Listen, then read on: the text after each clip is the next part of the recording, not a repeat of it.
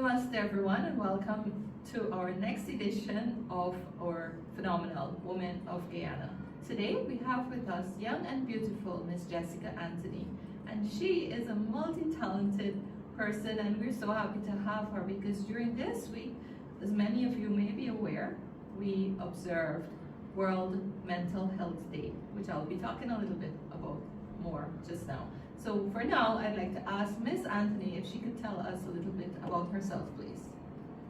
Thank you so much, Narda. I'm really happy to be here today with you and to be doing this segment for the Cultural Center, since I'm actually a past student of the Cultural Center myself.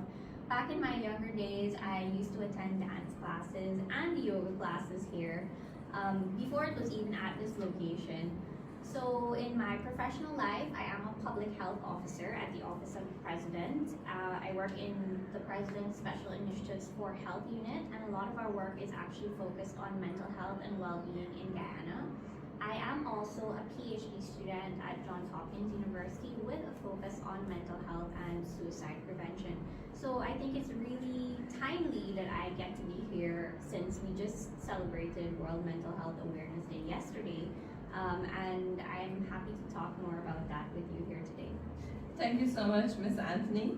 And I'm happy to know that we have somebody from the health sector in our interviews, because we are featuring 9 women during this Navaratri period. And we have interviewed many women from the sports, from business, from culture, from religion, from ministry, from government. So I'm happy that you have taken the mantle to come and speak to us on, from the health sector. So as you mentioned about the World Mental Health Awareness Day, I'd like to ask you if you can share with us some correlation between the observances of Navaratri and mental wellness. Well, Navaratri is really a special time for us, since it really represents that divine femininity and that feminine energy overcoming all negative obstacles in our lives. And I think it's a very powerful time for us as women to be celebrating during this time, to be celebrated during this time. And I think that's a really important thing for women's empowerment. I think that it's a very powerful celebration, and I think that there is a lot that we can learn from the celebration of Navaratri and how we look at that feminine energy, that concept of empowerment, the concepts that come with it of resilience, of strength, of courage, all of which I think we can apply to our everyday lives and also to our mental wellness. A lot of the practices that we do during this time, fasting, meditation, reflection, all of those I think have space not just during this time but also in our everyday lives and how we think about our mental wellness.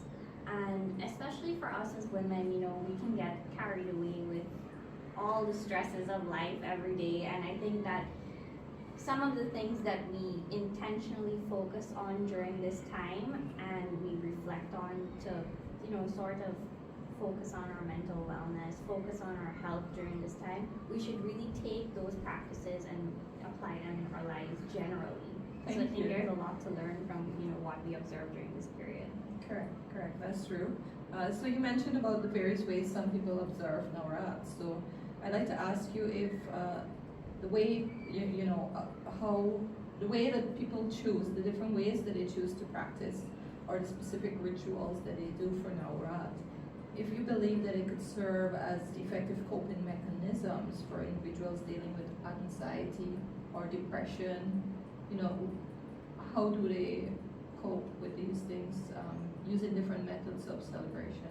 Well, that's a really interesting question, and I think that some of the things that we traditionally do here in Guyana to observe Navaratri, the fasting, the reflection, periods of meditation, I think all of that can be very helpful coping mechanisms on a whole. With things like anxiety, depression, other types of mental illnesses, but also, the positive energy during this time, that atmosphere of joy and positivity that comes with Navaratri. I think all of that can be very helpful to us in dealing with our mental health. And I think that, a lot of like I said, a lot of what we reflect on during this time can also be very helpful to us in dealing with our mental health, and especially things like the fasting, the reflection, all of those I think serve as ways for us to sort of detoxify the mind and move more from that negative mental energy towards mental wellness. And so I think there are a lot of little things that we observe during this time that help us a lot with our mental wellness. And thank you so much. And you mentioned something about self-care, especially as women during this period. So can you share a little bit more on that?